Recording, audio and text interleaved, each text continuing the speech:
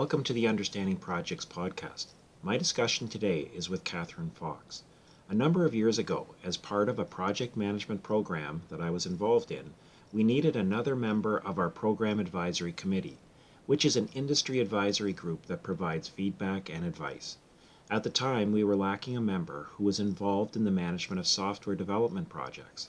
I asked a colleague to recommend someone, and she said, "I've got just the person for you." This led me to Catherine, and we've been colleagues and friends ever since. Catherine's background is diverse, with her experience including managing project managers, managing projects including those using Agile methodologies, business systems analysis, data warehouse projects, and most recently in the area of organizational development and employee success. Our discussion focused on the introduction of project management to organizations and how to overcome some of the potentially negative stereotypes in these organizations. Catherine also shared the type of role she sees for project managers and how they may best provide value for organizations. Here is Catherine Fox.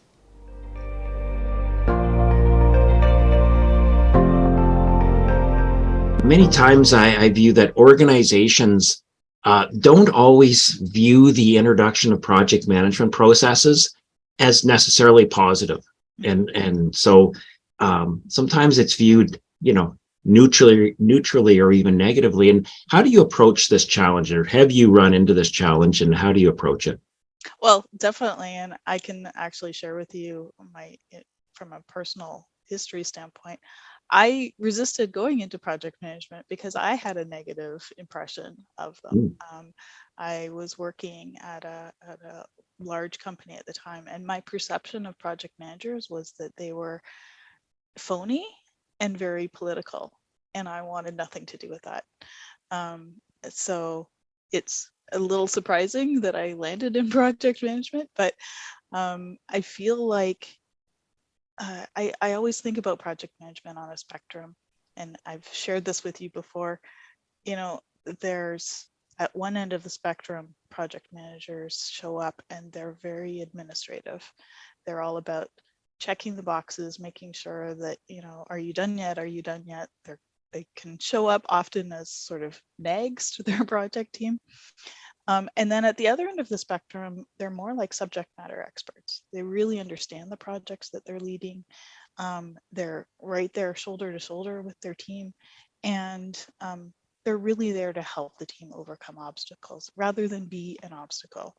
And I think too often there's people out there who lead a lot of projects because they're pure administrative. They don't understand the projects that they're leading. And I think unfortunately that gives all project managers a bit of a bad name. I always tried to steer into that other direction of being a subject matter expert, quite honestly, because for selfish reasons, it was more rewarding to me to do that type of project management, right? Right. So I think that's part of it. And I think it's important for project managers to articulate the value that they're bringing to the table and sort of what their philosophy is about project management. Right. Okay. Just a quick question. If you viewed project management, you had a negative view of what was it, phony and political? Was that Yes, exactly. so? How did you end up going into project Into management? project management. Like, was it just a slow evolution that you started to understand there were different ways of doing things, or what was your path going from? Was it a develop? Like, what were you, a developer? Like like, what was your pre-project Sure. manager role? Sure. I Or was type of work? more a business analyst. Okay. And when I went to the University of Waterloo as math business in the co-op program. And one of the things I observed at that time was a real disconnect between people who talked technical and people who talked business. And I really could see value in being someone who could talk both languages and sort of Right. smooth that communication path. So that's sort of where I targeted the start of my career. And then, yeah, it's hard for me to pinpoint at what point did I switch from one to the other. I can share with you, I went down a path of doing data warehousing as a business analyst. Yeah. And then at one point, I was a consultant working for a data warehousing company. I traveled all over North America. And in that role, they were expecting me to be a project manager as well as a consultant, because I was organized and I could communicate. That was basically what it boiled down to. And I was less technical than some of my peers. So it was the sweet spot for me. Yeah. Yeah. It's like I guess it's like many career things. It's not necessarily something you plan on, but sometimes you're the best person for the Exactly. job at a point in time. Exactly. Somebody on the team has to take that leadership role. Might as well be you. You Yeah, know, exactly. that's a funny thing that happens. And Well, so and leadership, you're absolutely right. It is a leadership role, and I think that's another aspect of this, right? Is that people don't always see it that way. I very much see it as a people leader, even though very often you're in the tough situation of having that responsibility without the authority, right? right. So and then you mentioned the spectrum of, from purely kind of administrative, not overly knowledge of the subject matter, to the other end, which is more of a subject matter expert, more able to go shoulder to shoulder with the development team or whatever the development teams. And I get the sense that you're leaning more that direction. You're Oh, on 100%. that way up, and as am I. Yeah, yeah. So, and what do you think that, like, what does lead to that perception of, you know, phony, political? I would add kind of rigid and bureaucratic to that Yes. list. Yes. What is it that leads to that impression? Because that gets to the why it's sometimes difficult to introduce project management, because those perceptions are out there. Yeah, and they might pre-exist in people because of experiences they've had at completely different companies, and they come into your organization with that preconceived notion, right? I think part of it is, quite honestly, like I said, if you're an administrative kind of project manager, you can lead more projects because you're leading them all with checkboxes, and you're not building those relationships. All of those things take time.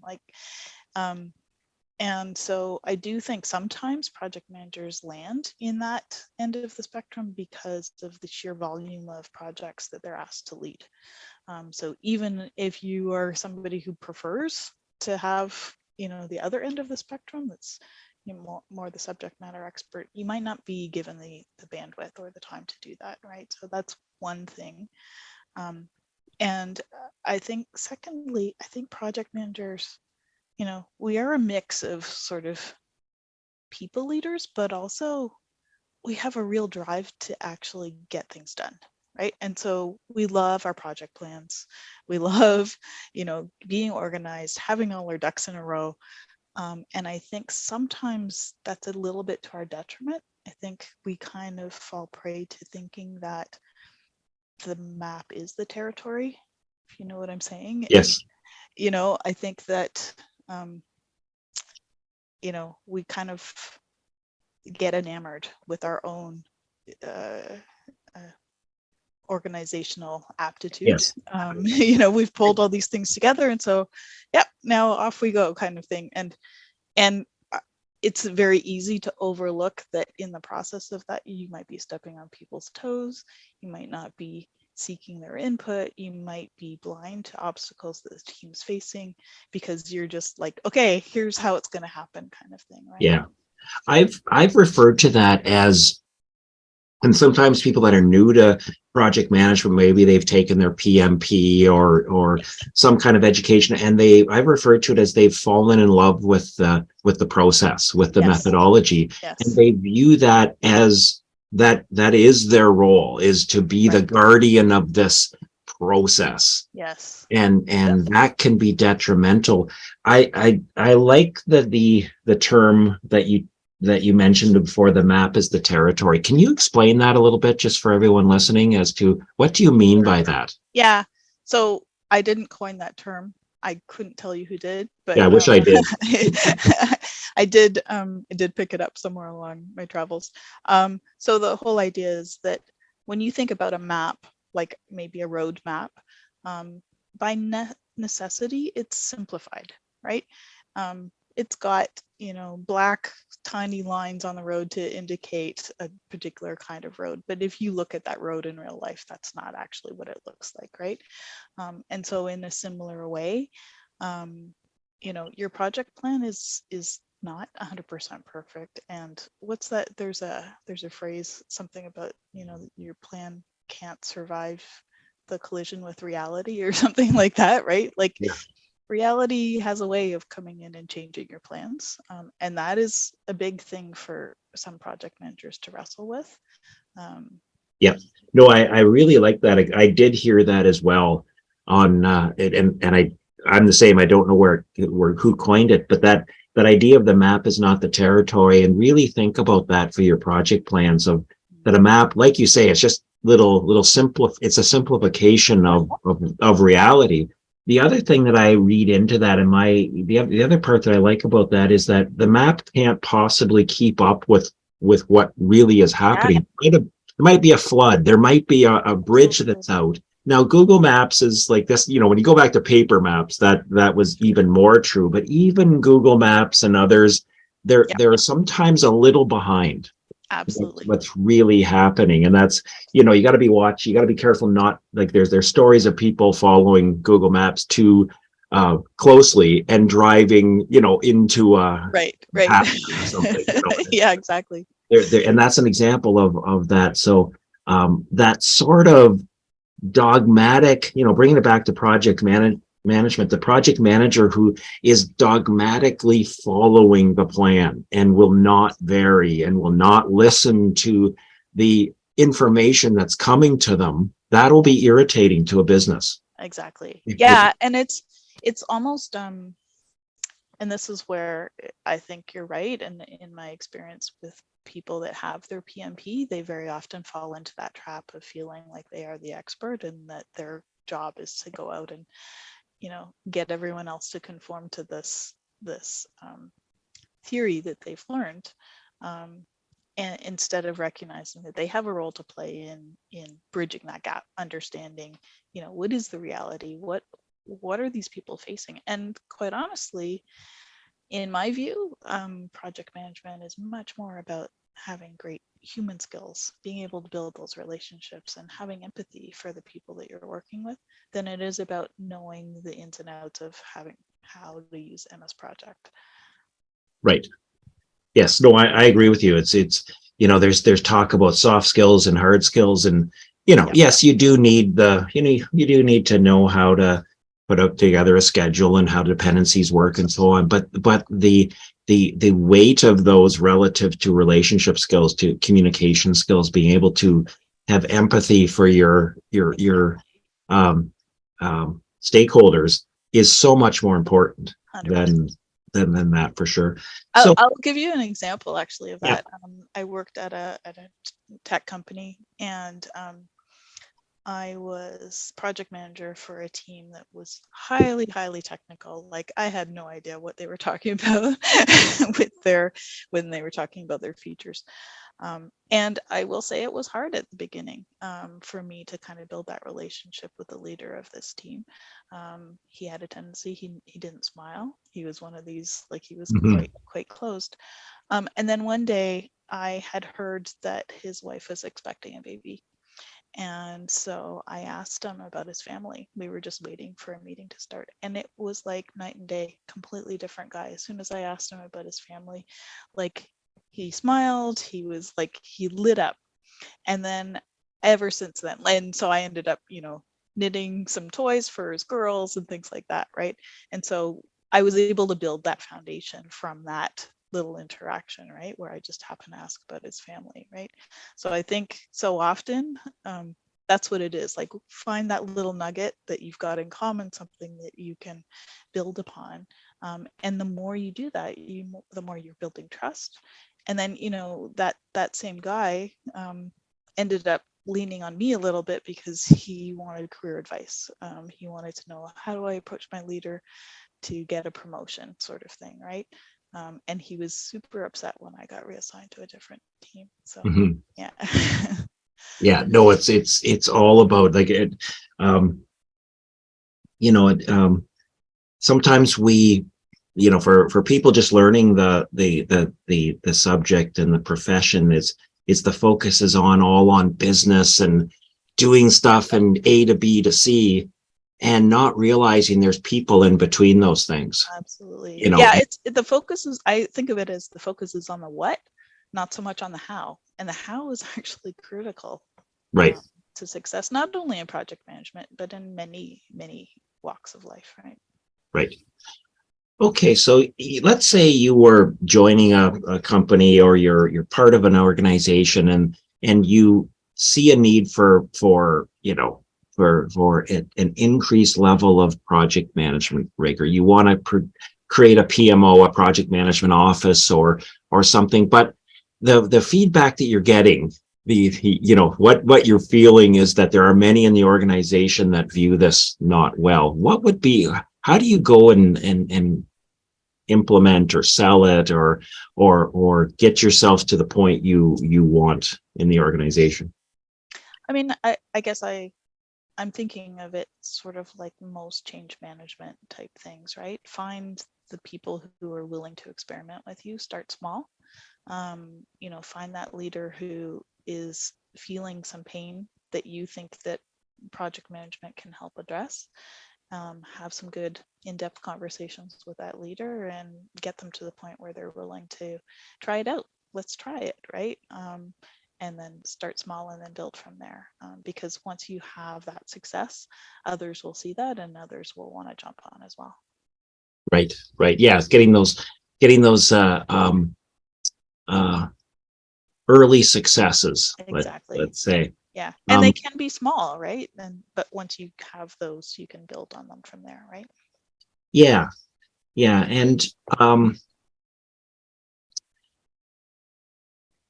if I was looking to do this in an organization, are there any do's and don'ts that you give me? Like if I was coming to you and saying, Catherine, I'm working for this organization, I want to create a project management office or center of excellence in my area.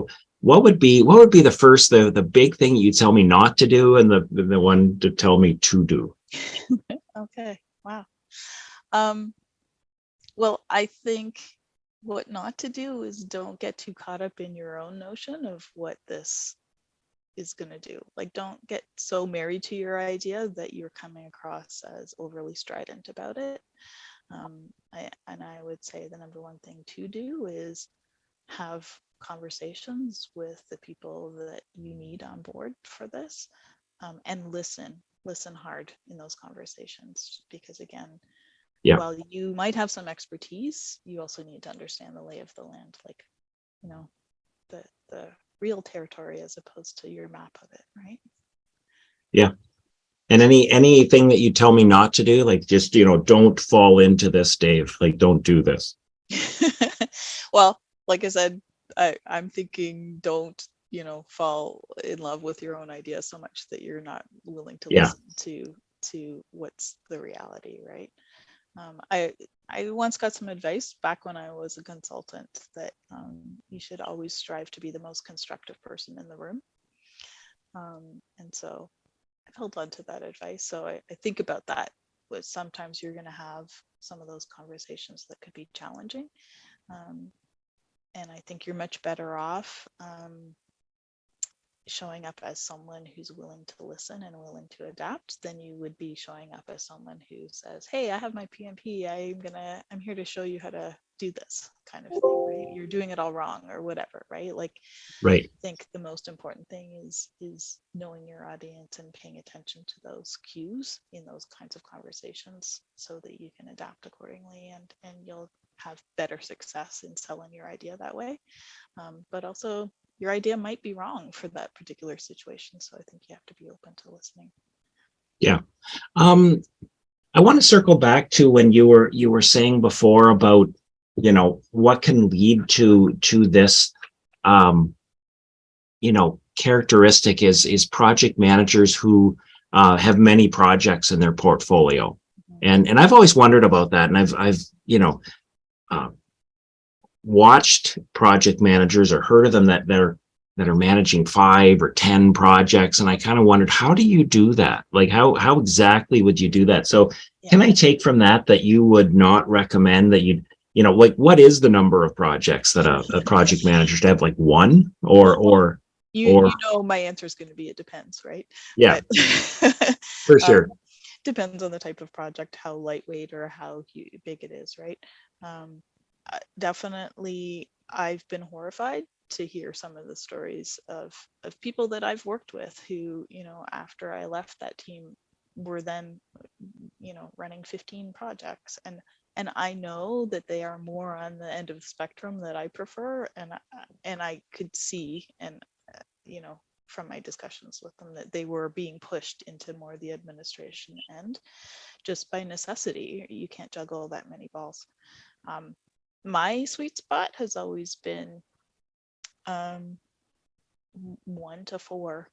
Yeah. I mean, Well, one is my preference, to be honest. And one of the things actually I loved about Agile is it allowed me more to do that, right? I would play more the role of the Scrum Master and Project Manager, and that suited the way I prefer to work with a team and engage with the team, right? I felt like I was part of the team as opposed to some external person, monitoring the team and trying to glean information from them, right? So, yeah, that is interesting because well, I want to come back to the agile in a moment, but if you are um, if you are managing 10 projects, let's say, mhm.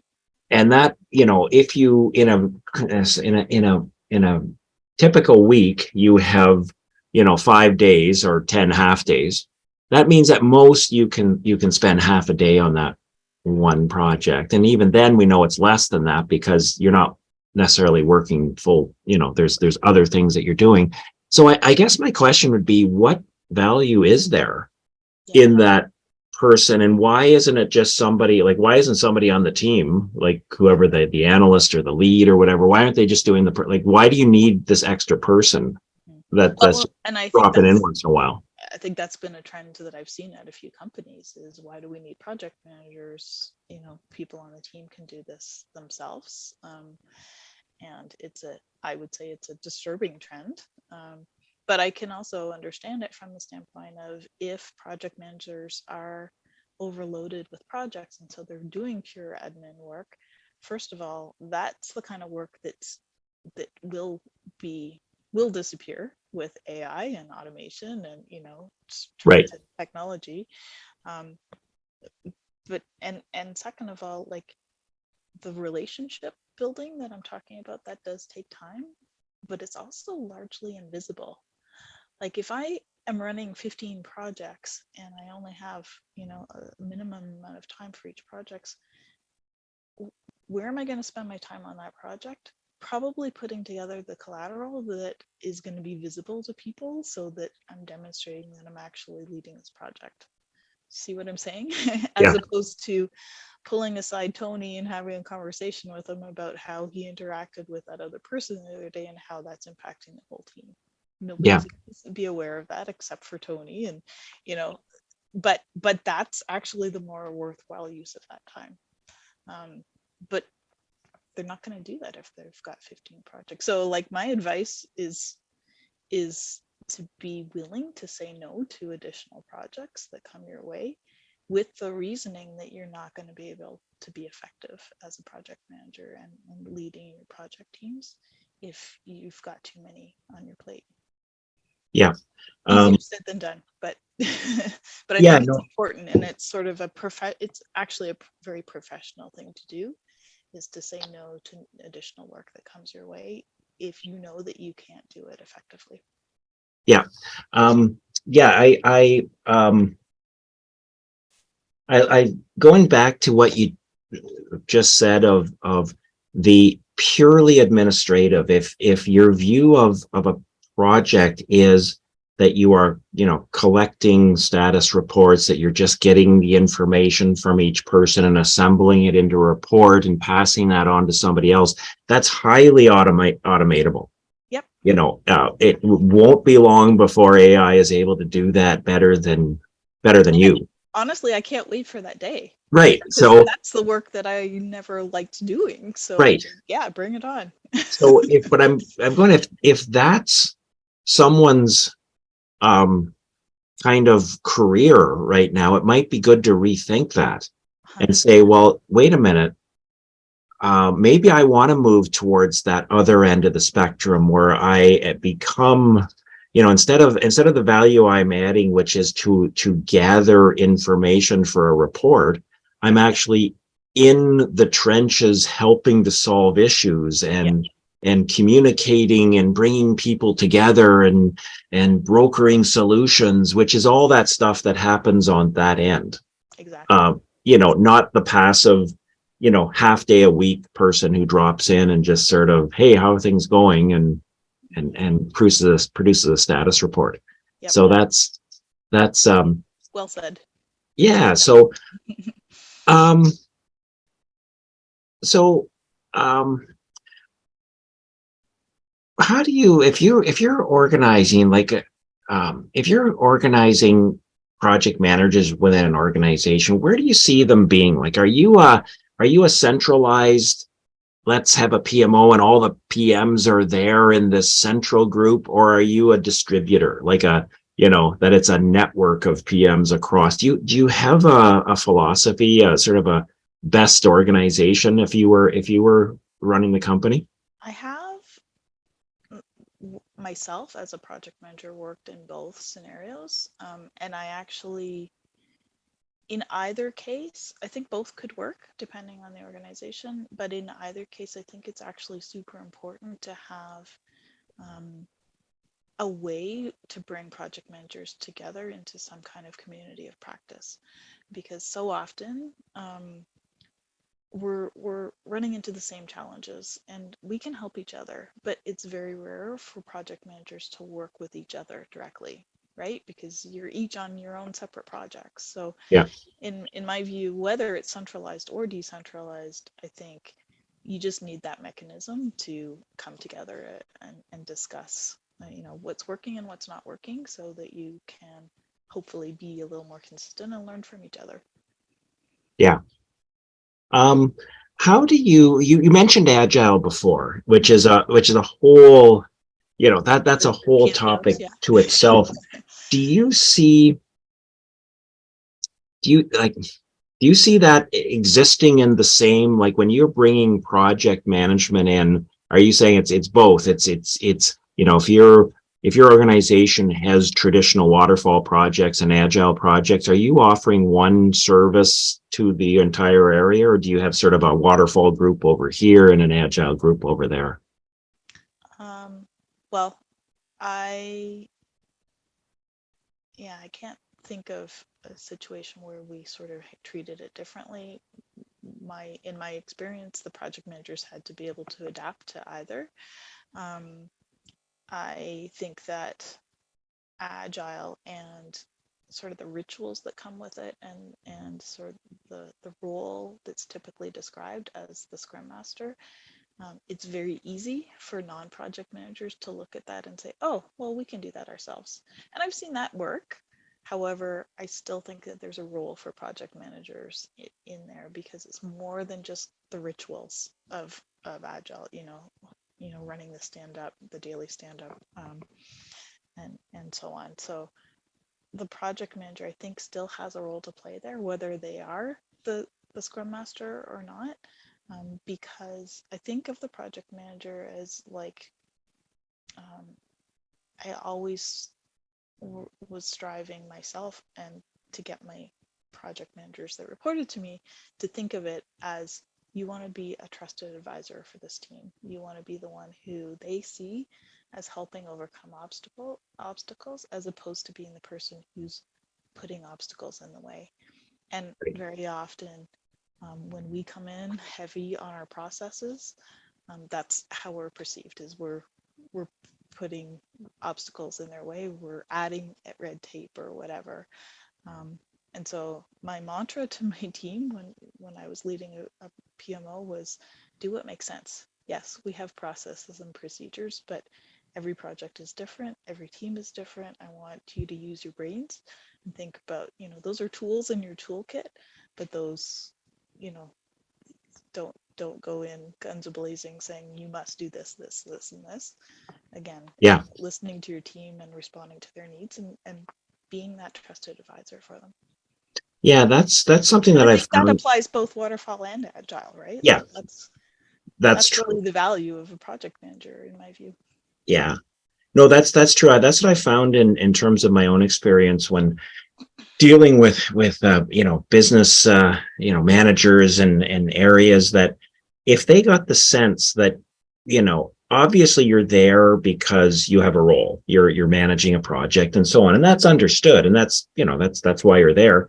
But if they get the sense that you're able to see that something doesn't make sense in a certain situation, and we'll be able to say, in spite of the fact that our you know PMI and our PMP tells us to do this at this point, we're able to override it and say, yeah, but it doesn't make sense in this instance. We're going to do B in that Yep. case instead of A, and that generates a lot of trust. We talked before about the getting to know someone personally, and the goodwill that creates and so on. This is another example where, if that same person sees you you know, kind of violating your own, rule when it comes to the discipline, um, and doing something that is logical in that instance, then they will start to trust you more. And then things start to snowball in a good way. You Exactly. know, they'll start to see you as value added, not as a somebody who's going to scold them Exactly. for not Yeah. staying according to the plan. Exactly. Yeah. And that's the downside as well with being sort of the administrative, are you done yet? Are you done yet? Kind of project manager, right? You're basically nagging the team, and Yeah. uh, you know, What's nobody another? likes that. No, nobody Including the nobody project wants. manager. Yeah, like nobody wants to be scolded. Like that's what I have come to learn. I think the other thing, just when I think of this topic, is that you said it, but you said it before, and it was perfect. A lot of people go into this role because they're organized, because Yeah. they see the world and they can visualize work and they can structure it together. And if you have those characteristics and that mindset, you can be, that's useful at this. It's not the only thing you need, but it is a thing that is Bringing useful to have. bringing order to chaos is a Order to key chaos. skill, right? Like this is really important. But I think a great awareness is to realize that not everybody's like that. Yeah. And in fact, oftentimes the people you're going to be working with are not like that. And Yes. if you come across as condescending or Yeah. judging or sigh and this, then it doesn't work. Like I 100%. I've I've worked with software development, like pure, like Yep. heavy duty technical software developers, and they're just in their little world. Yep. I've worked with marketing people who are kind of big, they're Creative sort of types. big picture, but they're all different personalities, and it's understanding how to work with them and how to Absolutely. meet Yeah, them you're right. halfway. There's no one size fits all, and you're absolutely right. I mean, I've had similar experiences. I think one of the reasons Agile works well with software development teams is because it's a system, right? It's a and it's consistent, right? Um, but the people who are maybe on the more creative end, the people in marketing, my observation has been they kind of resist those kinds of systems, right? And they kind of I worked with one graphics designer, and I was trying to bring him into an agile project, and I tried lots of different ways, and ultimately I said to him, okay, I need 1 day a week from you.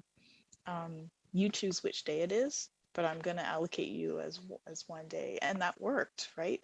But I couldn't bring him into the daily stand-up scrums or anything like that, right? Like, so it is about understanding the people that you're working with and being able to adapt to those situations. And because I did that, I was getting then after that change, I was able to get what I needed from him in time for my project. Whereas before, he was always late. He would tell me the day, the day it was due that he hadn't started it, sort of thing. Right.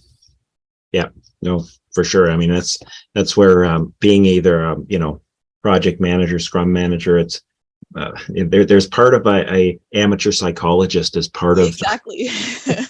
Well, is people are complex, so the more you can understand people, and I don't call them soft skills, I call them human skills. I think they're really key. Yeah.